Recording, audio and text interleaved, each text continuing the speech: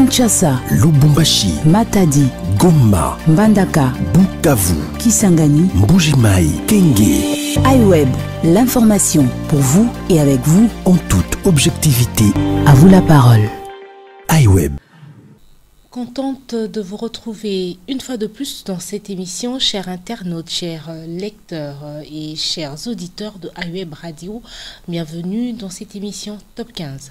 Aujourd'hui, nous allons discuter des projets initiés sous l'impulsion du chef de l'État, entre autres 145 territoires, Tshilé-Gelou et la construction de l'université moderne du Grand Kasaï. Nous allons discuter de ce sujet ensemble avec M. Paulin Poutou, qui est l'un des communicateurs de l'UDPS. Bonjour à vous, M. Paulin. Bonjour, madame. Bonjour aux fidèles amoureux, fidèles auditeurs, youtubeurs d'iWeb. Bienvenue sur ce plateau. Je suis très ravi, merci. Merci beaucoup. On se retrouve une fois de plus pour analyser autour de ces quelques éléments que je venais là d'énumérer. 145 territoires, Tshilé-Gelou, la construction de cette université moderne dans le Grand Kasaï. Oui, c'est pour qu'on donne un peu plus de précisions détaillées par rapport à ces deux méga projets, notamment les projets Tshilé-Gelou et les projets de développement local de 145 territoires. Donc je suis content surtout de ces deux thématiques.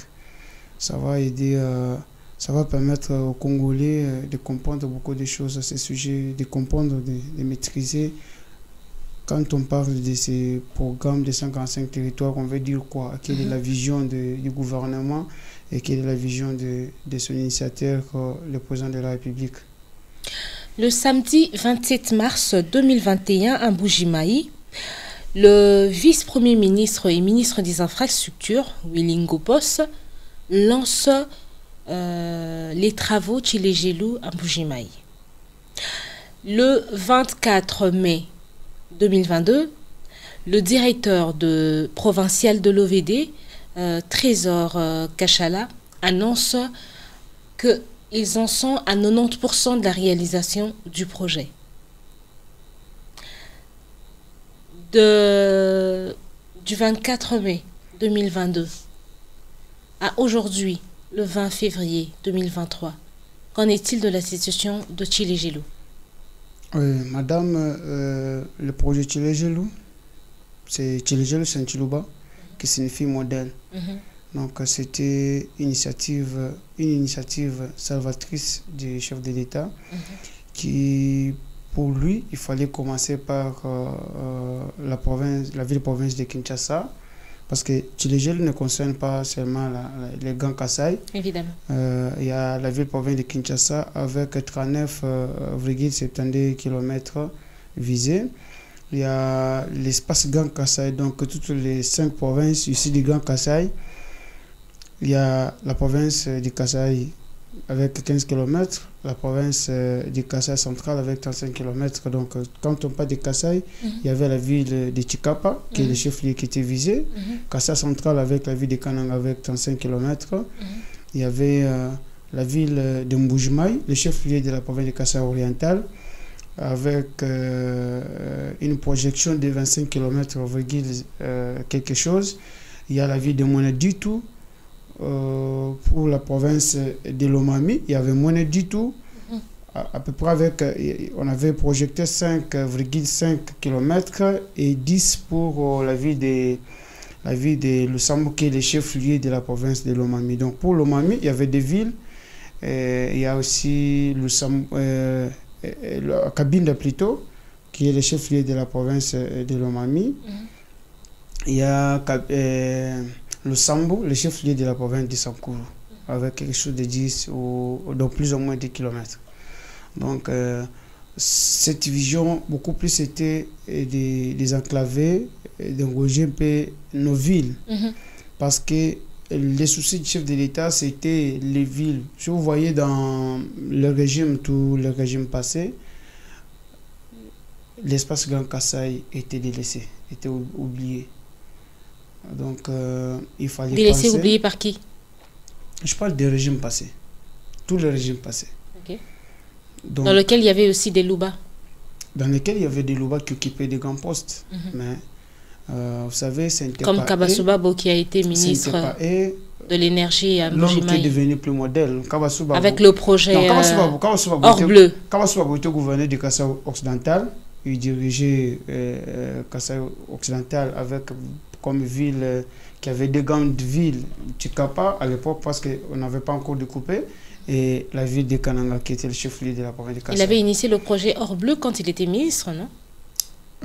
Kabasubabo, il y avait un projet aventurier, excusez-moi le terme, un projet qui n'avait pas abouti à quelque chose, c'était le projet d'éclairage public, chose qui n'avait pas même pas réussi. Cet éclairage avait fait que 2 jours. À l'époque, j'étais à Kananga. Donc, mais aujourd'hui, c'est un monsieur qui est devenu plus modèle. Qui nous donner des leçons au chef de l'État. Était-ce à l'époque qu'il était à la gestion des choses publiques? Était-ce à l'époque l'ancien chef de l'État qui aurait mis les bâtons dans les roues Madame, je voudrais un peu à M. Kabasubabo pour aboutir? Beaucoup de Congolais ne maîtrisent pas l'histoire de ces pays, mais nous voulons un peu commencer de quelque part. Je me rappelle, avec le régime qui vient de passer, chose regrettable qui ne peut jamais être oubliée dans les mémoires des Kasaïens, c'est que, vous savez, la ville de Kananga, c'est la ville qui faisait partie des meilleures villes du pays. C'était la ville très bien construite par les Belges. Parce que la vision des Belges était que Kananga, comme c'est au centre du pays, que Kananga soit le chef-lieu ou la capitale de la RDC. Donc c'est une jolie ville construite par les Belges. Mais chose grave, avec le régime qui vient de passer, le régime de 18 ans, il y avait une route qui quittait l'aéroport national de Longando jusqu'au centre-ville. Le Sambo. Non, je parle de l'avenue, on appelle ça avenue Loulou, si je ne m'abuse pas. Mais nous avons vu une surprise avec le régime passé. Nous allons construire l'autoroute. On détruit la route qui était asphaltée par les Belges. Vraiment, c'était une bonne route. On détruit cette route-là sous prétexte qu'on va construire une autoroute. Et la route qui était asphaltée, on laisse cette route interbattue. En pleine ville. Et le projet n'a jamais été mis sur pied? Le projet, on nous lance le projet 3 mois avant la fin du mandat du régime passé. Et du coup, ça reste inachevé.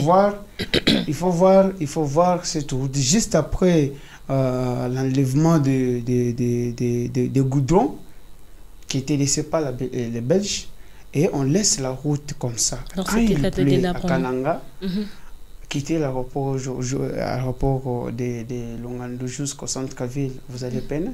Vous allez vous demander, est-ce que si vous êtes au centre-ville ou vous êtes à Kananga, que les gens parlaient Kananga, que les Congolais disaient une ville où il faut beau vivre. Qui exactement était à la tête de ce projet-là?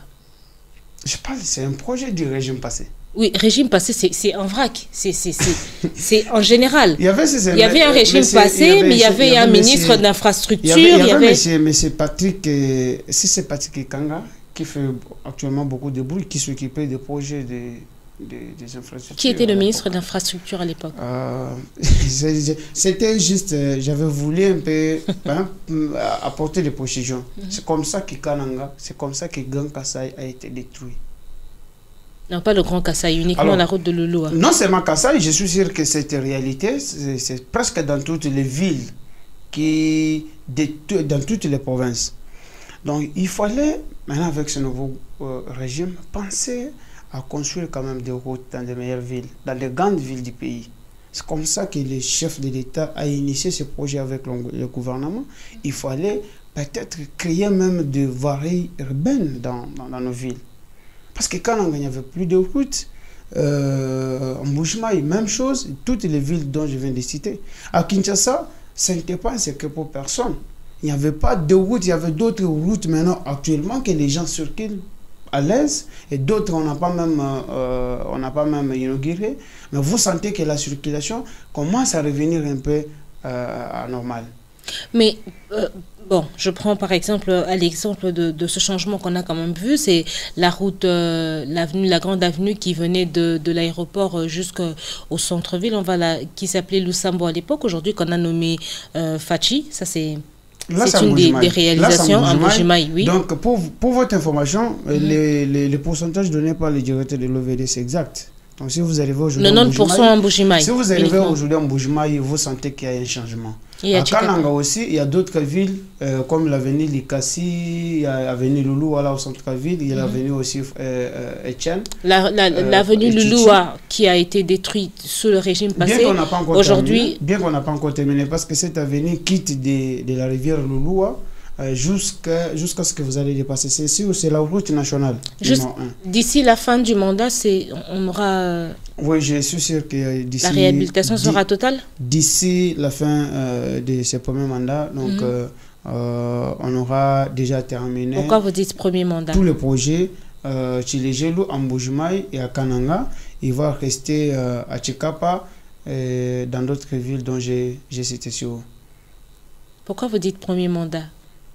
Non, mais le projet avait une durée selon la précision donnée lors de ce lancement de ce projet, avait une durée de 28 mois, si je ne m'abuse pas.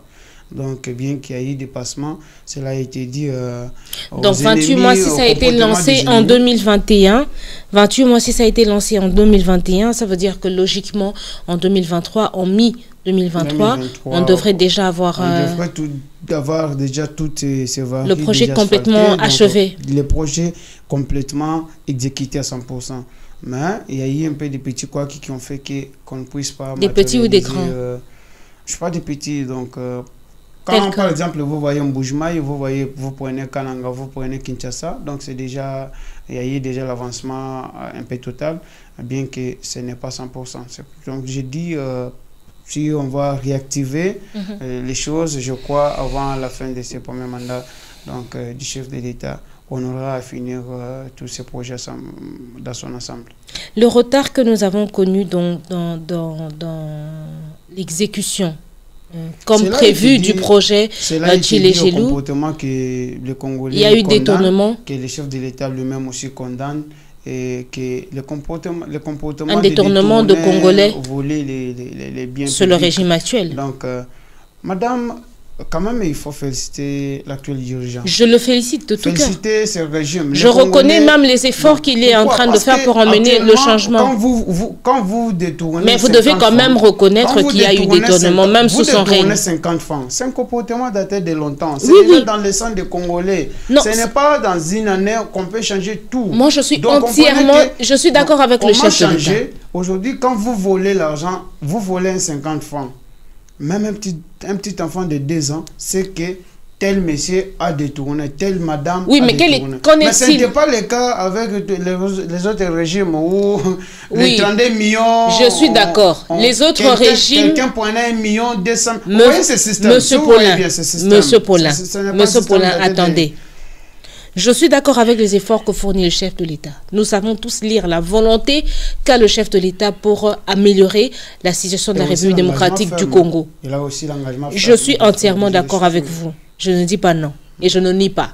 Et je ne dénigre pas non plus. Ce n'est pas possible parce que nos yeux voient quand même les efforts que le chef de l'État est en train de faire. Merci beaucoup pour cette reconnaissance. Mais n'oublions pas qu'il y a eu détournement sous le règne de l'actuel chef de l'État. Et que les personnes qui ont détourné, ce sont des Congolais.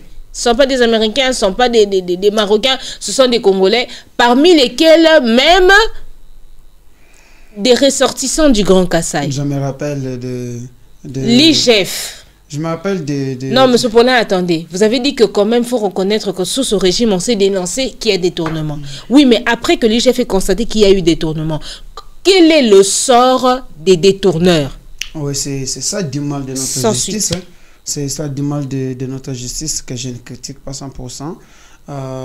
Même le chef de l'État lui-même avait vraiment décrété les comportements de la justice. L'IGF n'a pas le rôle, n'a pas le pouvoir d'arrêter quelqu'un.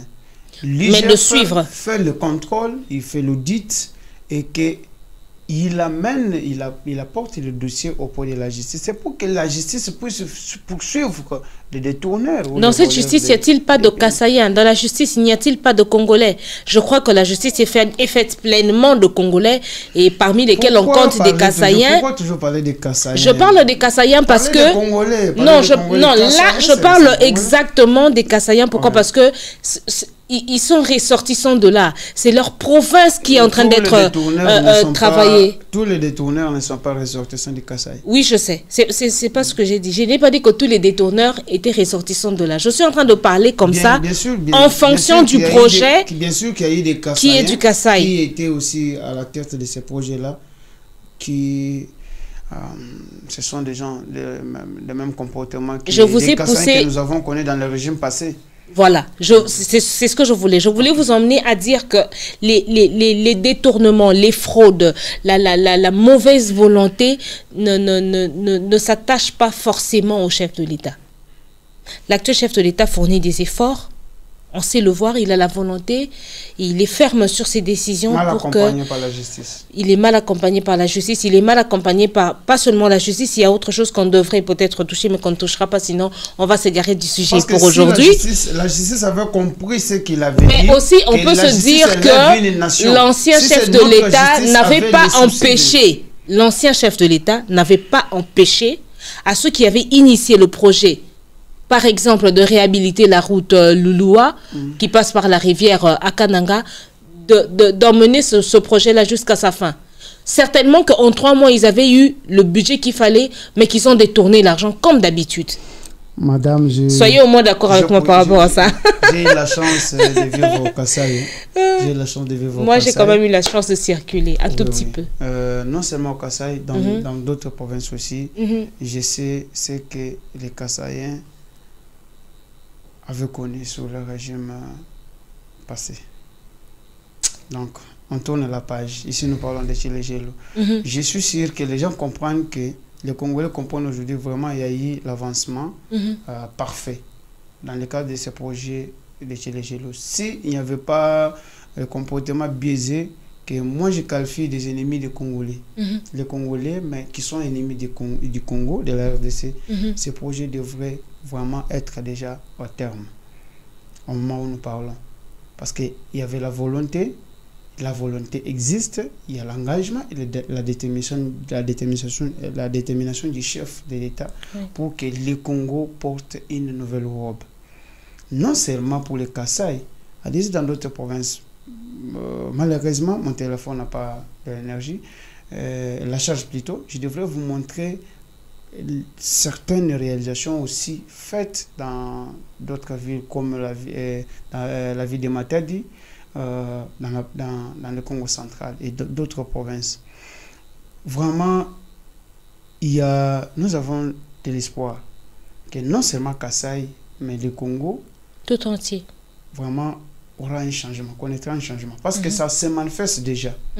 Bien que le Congo c'est un pays continent, d'où s'il fallait asphalter toutes nos routes, toutes nos voiries urbaines, ça va nous coûter énormément. Ça demande beaucoup de moyens, mais avec les pays que nous avons, et les soucis, la détermination, la volonté manifeste du chef de l'État, vous voyez que les choses marchent petit à petit. Je crois on va arriver. Et les projets Tchilé-Gélo, même ici à Kinshasa, nous voyons des routes comme Elengesa, comment les travaux se sont déroulés. Oui, nous voyons la route comme Sekomaf. Il y a des routes, même dans presque toutes les communes.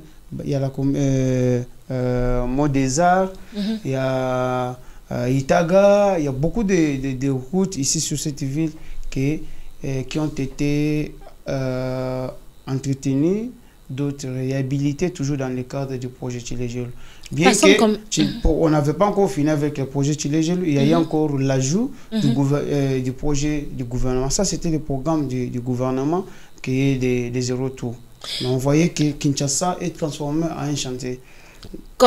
Bon, ça, on va le reconnaître, on ne sait pas dire non. Ce sont les réalisations et les efforts du chef de l'État avec le gouvernement qui l'accompagne en ce moment. Alors, qu'en est-il maintenant de la construction de l'université au Grand Kasaï? Oui, ce projet-là visait, j'avais suivi. Le gouvernement avait lancé pour 5 universités. Il y avait l'université, non seulement l'université de Mbujimai, il y a aussi l'université de Kananga, dans les Kasaï centrales. Il y a l'IPEN. Si vous arrivez aujourd'hui à l'IPEN, vous allez voir que vraiment, il y a eu des travaux qui se sont réalisés. Et puis, les travaux sont encore en cours. Et il y avait l'université de Kinshasa avec l'INBTP la clôture également de l'université. Vraiment, les travaux se font. Il y a l'IBTP aussi, les travaux se font. Donc, mais qu'en est-il? L'INBTP, je sais voir personnellement, oui. Les travaux avancent, mais au pas du tortille. Même aussi à l'université de Mbujimai. Est-ce que nous allons réussir? Est-ce que nous allons réussir à finir cette construction d'ici la fin de l'année? À part l'université de Lubumbashi qui avait été conçue par le gouvernement congolais, il faut attendre l'arrivée de l'actuel chef de l'État au sommet de notre pays pour voir le gouvernement construire ses propres universités. Nous avons connu d'autres gouvernements, d'autres régimes qui se sont passés, qui n'ont rien construit, même pas une université moderne. Un point positif, je suis d'accord avec vous, mais j'ai posé la question de savoir si dans le délai, le temps qui nous reste, cette université sera achevée. L'université, donc les travaux finiront par...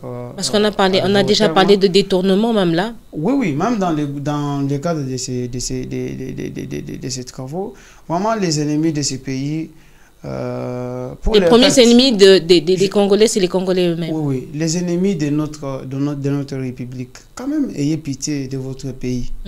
Ayez pitié de votre pays. Tout ce que vous faites, la personne qui lance ces travaux, elle ne le fait pas pour lui-même.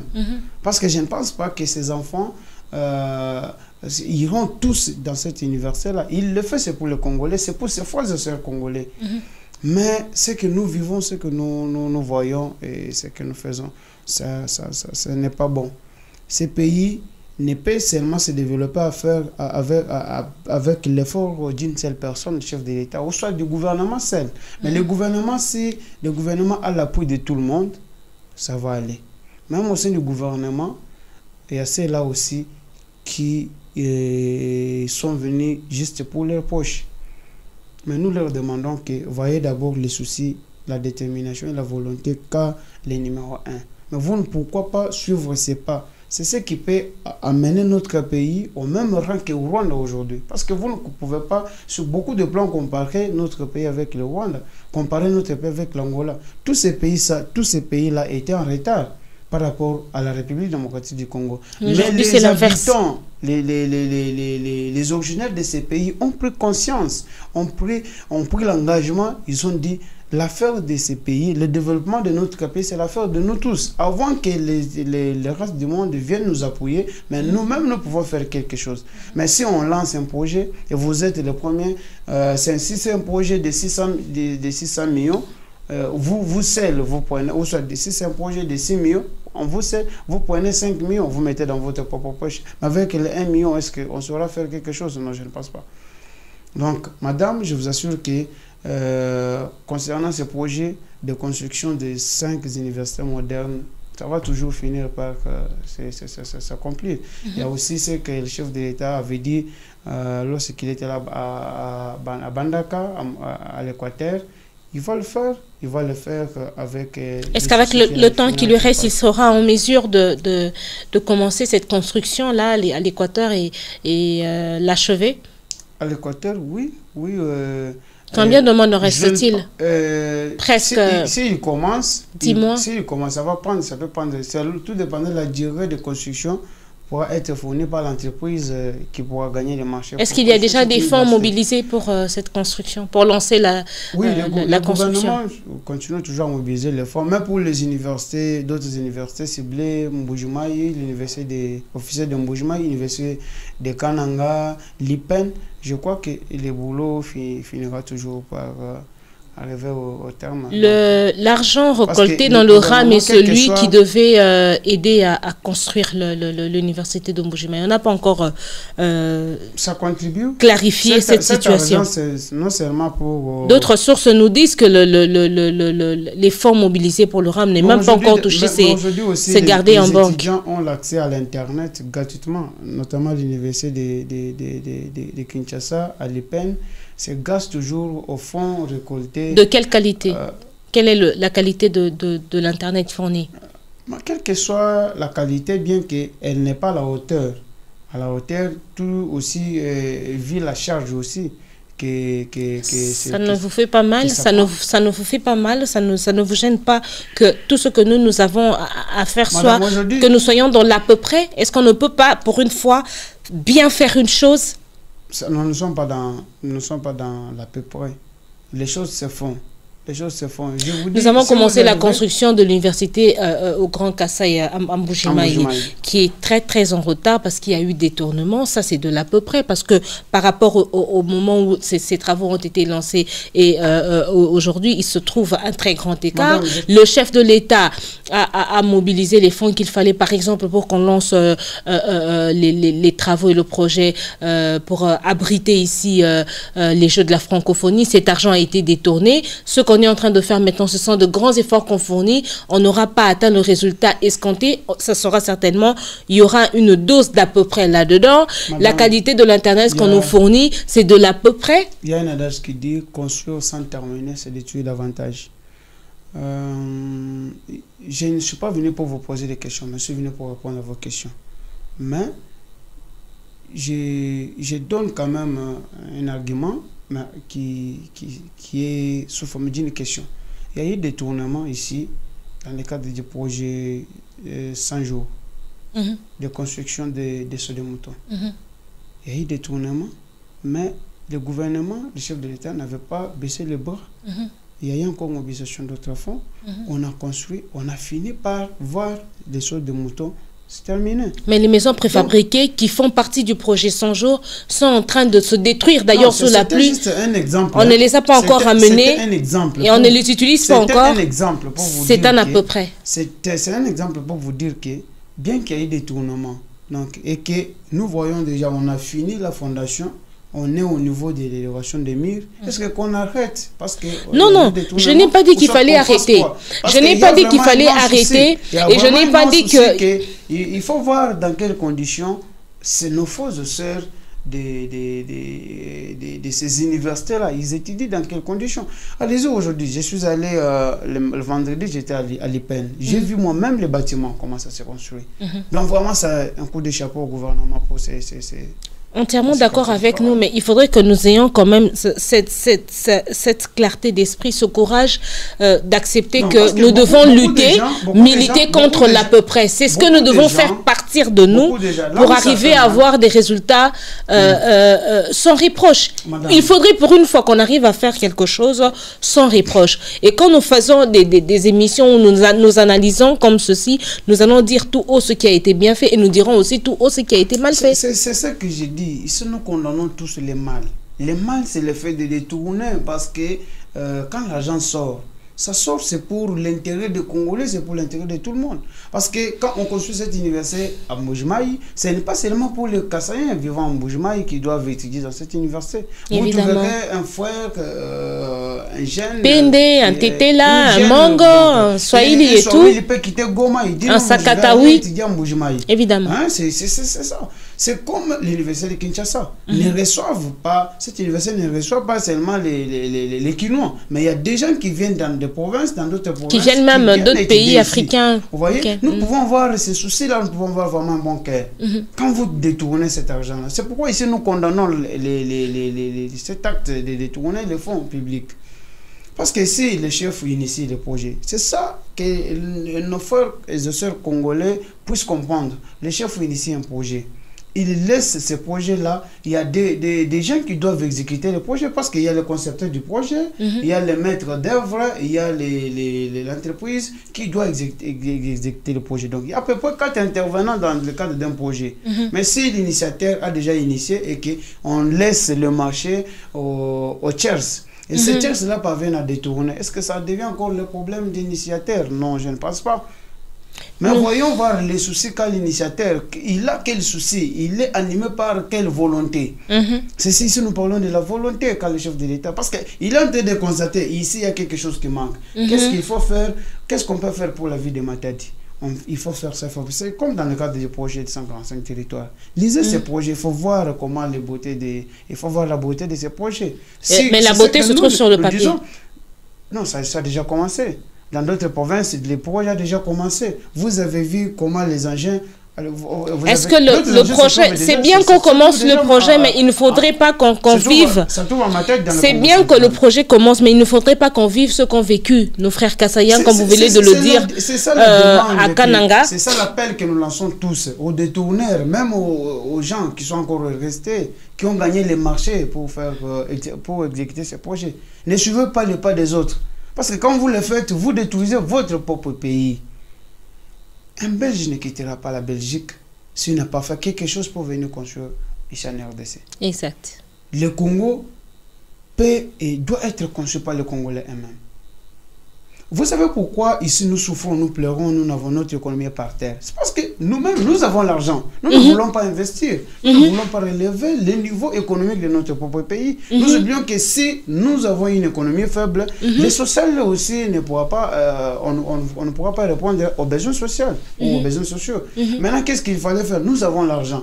Des fois, moi je vois même les Congolais qui détournent les 1 million, 2 millions. Mais investissez même cet argent dans votre propre pays.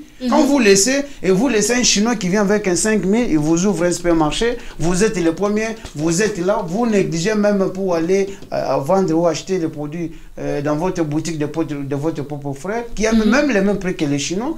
Est-ce que vous aimez votre frère, vous aimez votre pays ou vous aimez la Chine? Voyez un peu. Merci à vous, Monsieur Poulain, d'avoir répondu présent à ce moment d'analyse. Merci madame, bien qu'on n'a pas tout dit. On n'a pas tout épuisé, évidemment. Ce plateau reste disponible. Le projet 145 territoires. 145 territoires, nous en parlerons prochainement. Donc, merci. À la prochaine, je viendrai toujours pour qu'on en discute. Merci. Merci, Monsieur Poulain. Merci à vous, chers auditeurs, internautes et lecteurs de iWeb Radio. Retrouvons-nous très prochainement pour un nouveau numéro dans lequel nous ferons la continuité du sujet d'aujourd'hui. Au revoir. Kinshasa, Lubumbashi, Matadi, Goma, Mbandaka, Bukavu, Kisangani, Mbuji-Mayi, Kenge. iWeb, l'information pour vous et avec vous en toute objectivité. À vous la parole. iWeb.